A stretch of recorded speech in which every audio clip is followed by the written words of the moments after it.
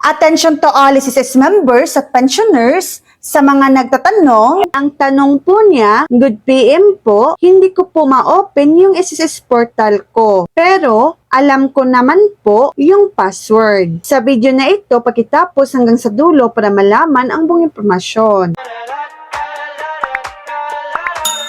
Karaniwan po sa My.SSS portal, kahit alam mo ang password, hindi makapag-login dahil sa ilang dahilan. Narito po ang mga hakbang na pwede ninyong gawin. Mga posibleng dahilan at solution. Una, account is locked or blocked. Maaring na-lock ang account dahil sa ilang beses na maling pag-login. Solution, gamitin ang forgot user ID or password. Feature sa login page, i-check ang inyong registered email para sa receipt link o OTP. Pangalawa, maling username at user ID. Baka hindi ang inyong user ID ang nailalagay, kundi ang SSS number ninyo, siguraduhin tama ang pinagsasama o pinagkakapalit nito. Pangatlo, walang one-time PIN or OTP. Kung mag-login, nagpapadala ng OTP sa inyong rehistradong mobile number o email. Kung hindi na aktibo ang number, hindi po talaga ma-open. Solution,